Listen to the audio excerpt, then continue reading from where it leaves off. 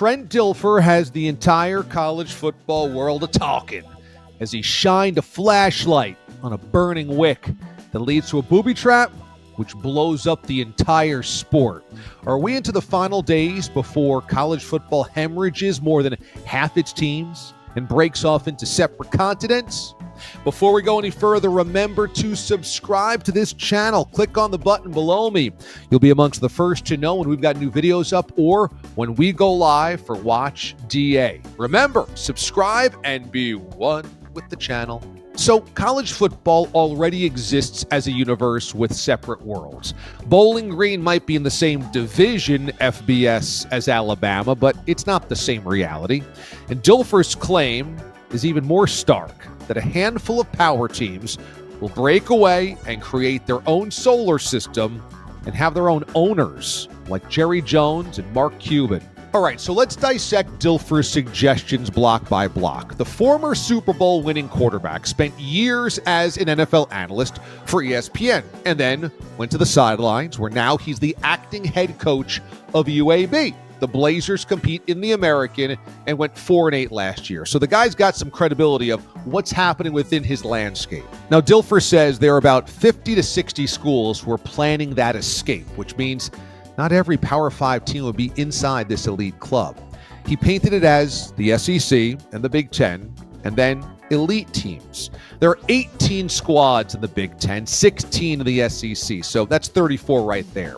If we take the top 8 from the ACC, the top 8 from the Big 12, that brings us to an even 50. Don't forget Notre Dame, of course, that's 51.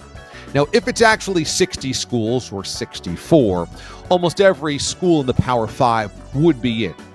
But there may also be a few stragglers left out, like that painful gray area that Washington State and Oregon State live in right now, like stray cats whining at the door, hoping the owner leaves it cracked just enough to sneak in.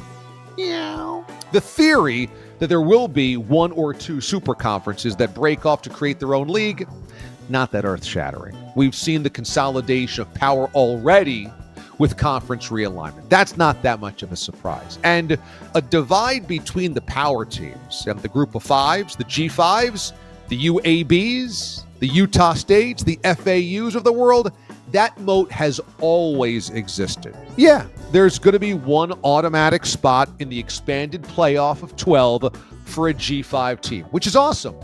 But it's still a different world for smaller schools, no matter what. Where Dilfer's forecast feels cataclysmic, and I think dangerous, is the idea of college football ownership. You see, Dilfer claimed that relationships he had from a past life connect him with wealthy power brokers who want to buy in to college football. So that means his previous football endeavors in the NFL, ESPN, makes him close to venture capitalists and other investors who broach him with questions like, how much do certain schools cost to potentially buy? And he brings up golfing in Tahoe, rubbing elbows with the one percenters, where Silicon Valley billionaires and tech titans step outside those pesky California tax codes. And from those conversations, he sees the tea leaves, and he's reading them.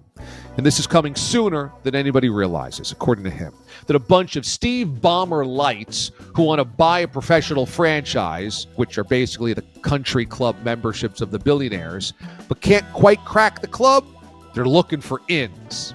So here's the biggest issue with all of this. Who the heck is going to run this freaking monstrosity?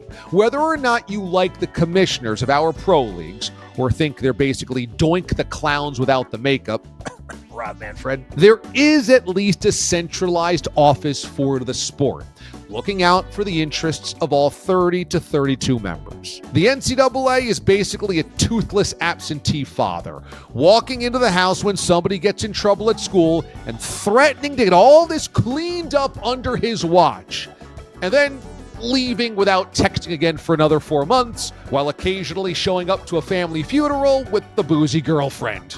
If the fancy 50 want to break away, they need their own organization with NIL regulations, revenue sharing, talent pool dispersal. They have to deal with the very real possibility that the players aren't student athletes at all, that they're just employees.